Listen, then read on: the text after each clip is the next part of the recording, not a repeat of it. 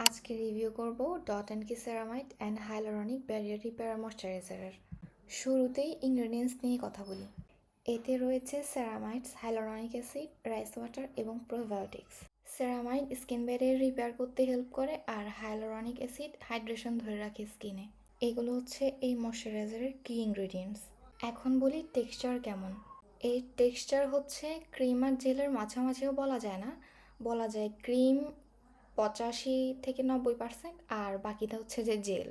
মানে 85% যদি ক্রিম থাকে আর 15% যদি জেল থাকে, দুটোটা মিক্স করলে যেমন টেক্সচার হবে, এটার টেক্সচারটা ঠিক অমন। আরও সহজ করে বললে একটা কোরিয়ান ময়শ্চারাইজার আছে, Isntree hyaluronic acid aqua gel cream, এমন টাইপ। এটার টেক্সচার হচ্ছে ঠিক ওইরকম। স্কিনে ইজিলি ব্লেন্ড হয় আর বেশ নারিশিং ফিল দেয়। তাই ড্রাই, নর্মাল এবং কম্বিনেশন স্কিনের জন্য এটা বেশ সুইটেবল হবে। অয়েলি স্কিনের ক্ষেত্রে এক্সপিরিয়েন্স একটু ভিন্ন হতে পারে। যদি আপনার স্কিন ন্যাচারালি অনেক অয়েলি হয় তাহলে বিশেষ করে হিউমিড ওয়েদারে এটা হেভি লাগবে। তবে অয়েলি স্কিন হলেও যদি রেটিনল, এইচএ, বিএচএ বা অন্য অ্যাক্টিভ ইনগ্রেডিয়েন্টস ব্যবহার কারণে স্কিন ড্রাই ফিল করে বা যদি ডিহাইড্রেটেড হয়ে যায় স্কিন, তখন এই ময়শ্চারাইজারটা ভালো লাগবে। প্লাস যদি স্কিন ব্যারিয়ার ড্যামেজ থাকে তখনও ভালো লাগবে এটা অয়েলি স্কিনে।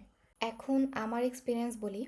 আমার স্কিন হচ্ছে সেনসিটিভ, অয়েলি, অ্যাকনিপ্রোন আর পোর্স ইজিলি ক্লগড হয়ে বাম্পস হয়ে যায়। আমার কাছে টেক্সচার ভারী লাগছে। তাই আমার মতো স্কিন যাদের, তারা সারা বছর এটা ইউজ করতে পারবে না। যারা নাইট স্কিন কেয়ার রুটিনে একটা ব্যারিয়ার রিপেয়ার ফোকাসড ময়শ্চারাইজার রাখতে চান, তাদের জন্য এটা একটা ভালো অপশন। আর এর প্রাইস রিজনেবল। 120 গ্রাম ময়শ্চারাইজার উইদিন 700 টাকায় পাওয়া যায়।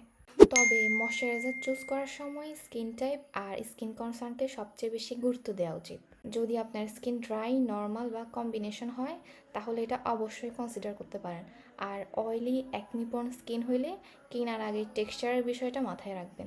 আমার মতে স্কিনের নিড অনুযায়ী সারা বছরের জন্য ডিফারেন্ট টাইপ অফ ময়শ্চারাইজার রাখা উচিত। কারণ আমার স্কিন কখনো বন্যা আবার কখনো খরার মতো বিহেভ করে। তাই সিজন আর স্কিন কন্ডিশন বুঝে ময়শ্চারাইজার চেঞ্জ করাটাই আমার কাছে বেশি প্র্যাকটিক্যাল মনে হয়। আর আমিও এটাই করি। স্টকে কেমন ময়শ্চারাইজার রাখবেন এটা নিয়ে যদি বিস্তারিত ভিডিও দেখতে চান তাহলে পেজটা ফলো করতে পারেন। আর আপনার কোনো প্রশ্ন থাকলে কমেন্টে জানিয়ে দিন। মনে রাখবেন, স্কিন কেয়ারের ট্রেন্ডিং প্রোডাক্ট না, আপনার স্কিনের নিডটাই সবচেয়ে ইম্পর্ট্যান্ট।